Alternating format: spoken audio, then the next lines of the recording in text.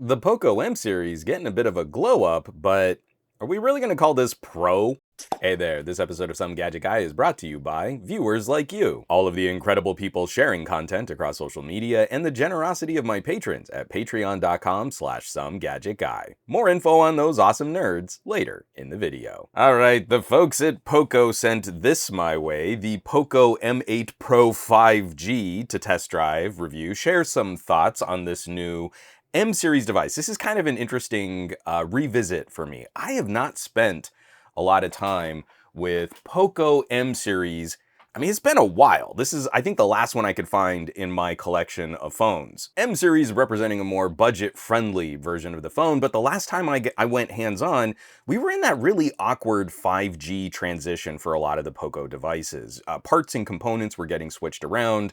Performance would maybe drop from generation to generation to account for the higher-priced radio components. It's been a while since this phone and the new Poco M8 that just showed up. Very different vibe. Seeing that there's an M8 launching and an M8 Pro launching, I'm assuming that Poco is finding inroads in every sector of their smartphone business to try and elevate. Prices climbing a little higher in different markets and regions, but also the experience getting quite a bit nicer. M8 Pro represents this very well. It does not look like a budget-friendly device. I'm trying to be really considerate there, and it actually sounds even more insulting when I say it that way. In build and quality, it reminds me of some of those older phones like the Alcatel Idols. Again, they looked much better than the position in the market that they were trying to occupy. I find it kind of interesting, just in terms of design, that we are going with flat sides on the M8 Pro, but on their less expensive phones, we're not doing totally flat screen. There is still sort of that 2.5D curve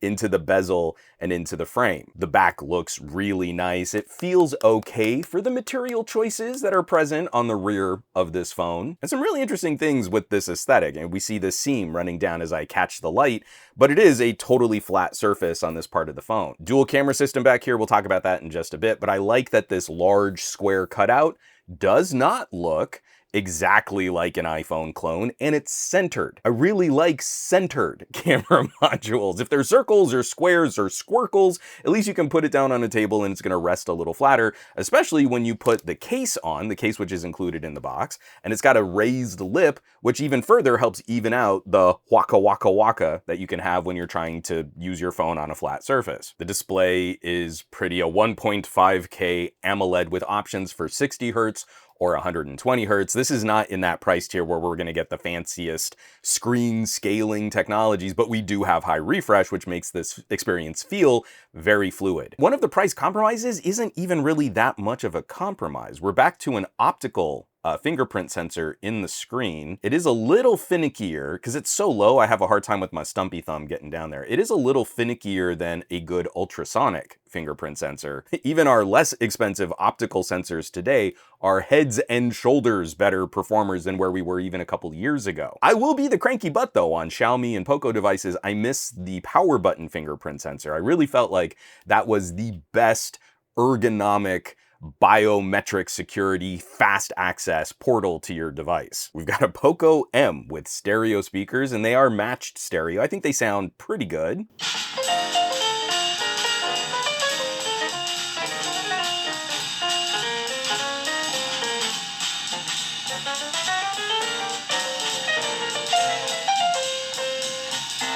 And of course, all the other little fun bits like an IR blaster so we can still use this as a universal remote. All those fun little features and nooks and crannies. And with a phone that's designed for the market that it's in, I'm so glad to see not only does this thing have a pretty big battery, but we have a pretty big battery without having to sacrifice a SIM card tray. We can still use physical SIM cards in our more budget-friendly phones. Getting into performance is also kind of an interesting conversation because we've got the Snapdragon 7S Gen 4 in this, and it's a core configuration that is sort of like a refresh, but very familiar. It's very similar to the most expensive premium phones that we would have shopped back in 2020. A newer manufacturing process, it's a 4 nanometer chip, and newer ARM cores for the CPU, but it's not radically different than the experience we would have had on a phone like the LG V60 with the Snapdragon 865. Over 6 years, we're still kind of treading water on this level of performance. So new versions of Android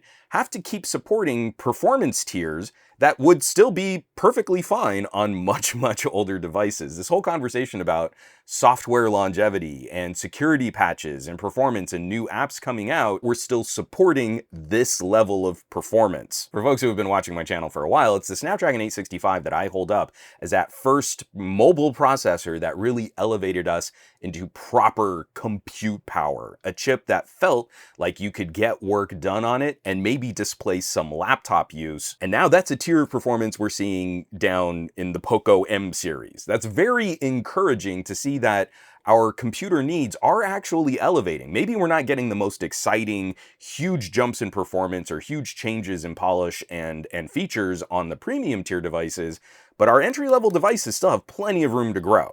That rambling just to say, the Poco M series is now approaching overkill for just getting your average consumer daily needs met. It's not going to blow anyone away in terms of GPU performance when we look at more expensive devices today, but it's plenty capable of playing some pretty aggressive games. And it offers up a lot more room to try and push or drive. Maybe you need to get some work done from your phone. You're looking at spreadsheets or documents, maybe even doing a little light video editing, audio mixing, podcasting. When our pocket computers can do more, and they can do more out in the field, and they can do more because they have a bigger battery, that's very encouraging. We like elevating that computer experience for everybody in all of these different regions. Getting into the software, it's pretty familiar. It's what we've come to expect from Xiaomi and Poco. The phone arrived with Xiaomi HyperOS 2 running on Android 15. It's fluid, it's bouncy, it's animated. It's got those little quirks that I don't love on modern Xiaomi. Like, I wish I could get back to the single Android notification shade. I hate that split shade with the lateral toggle.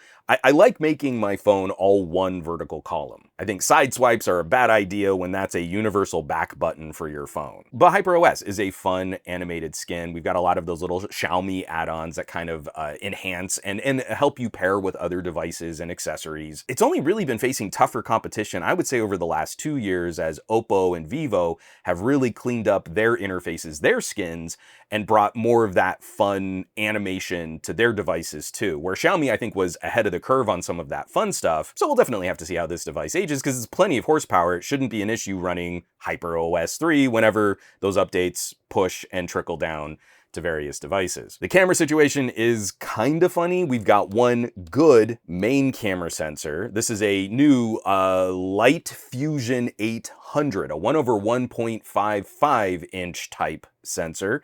And I want to point that out because this is not a device that's going to be priced at the level of like an iPhone Air. But it's got a main camera sensor, just in terms of camera sensor, not all the other stuff that goes around it, but just in terms of camera sensor that can go toe-to-toe with a $1,000 iPhone. Directly competitive in camera sensor against a Galaxy S25 Plus. Genuinely not difficult to get some pretty solid pictures out of that main camera sensor. It's still pretty good going into a 2x crop, though I always wish these phones would have a proper dedicated telephoto sensor. And it's only when we look at the ultra wide, that is a very panorama novelty kind of sensor. It's not going to be useful in a lot of situations. You just want one big wide view. You can kind of get a single shutter button capture of that. Otherwise, you're really just going to live in the main wide camera. It's the other frustration with phones in this tier. We know this chip is likely able to perform better for this camera, but we are locked at 4K at 30 frames per second. If you remember some of the example devices I've held up running 6-year-old premium chips, these phones were capable of 4K 60 and 8K video. So really, this feels like an artificial limitation just based on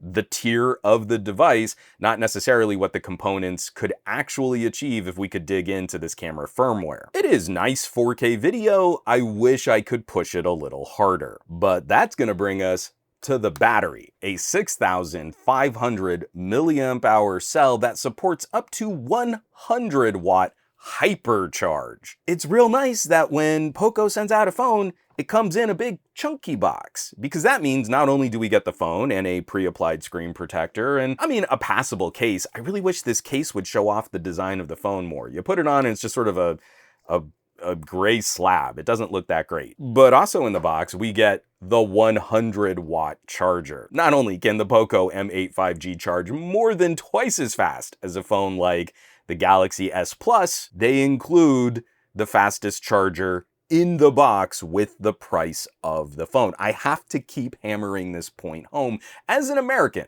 who gets to play with some of these awesome devices internationally, how way radically behind we are in battery and charging technology, and how Samsung and Google and Apple are not giving us their best because they know it'll encourage us to buy more accessories, buy more charging pads, buy more charging bricks and cables, and we'll probably have to replace our batteries sooner for that lame battery charging tech. It's a phone ever so slightly wider. It's about the same height as the Pixel 10 Pro XL. When you really measure from the curves, not from the frame, it's about the same thickness as the Pixel 10 Pro XL, but it's got 1,000 more milliamps than the Pixel 10 Pro XL, and it still has a SIM card tray. I don't want to say lying, but Google is kind of lying that they need to do things like remove the SIM card tray to give us 200 extra milliamps, and on a decently power efficient SoC. That older style core configuration on a smaller fabrication process. This is not difficult to turn into a 3-day phone, and then you're only plugged in for minutes to get another day or 2 of use out of this combo here. Better battery longevity for the day and better battery health long term. A phone that should probably outlast its software support commitments. The tricky thing in discussing this is kind of acknowledging that different regions around the world are gonna have different requirements and different regulatory practices, so we can't say for certain every region's gonna get this battery. That's probably also gonna impact pricing in different locales. So it's tough for me to just put one kind of catch-all verdict on what the M8 Pro is going to represent. I can't say in your region against the devices that compete that this is going to be a great option at this price level, because I genuinely won't know what that looks like until we see retail start showing up. But in the short time that I've been playing with this phone, it has been a delightful glow up from the previous much older generations of Poco phones. We're talking like roughly 3 or 4 years since the last time I've handled an M series phone. This is a much nicer experience. We're focused on the core things people might need to get through their day, but there's a lot of extra fun stuff that we can now do with the M series Poco. So I want to hear from you.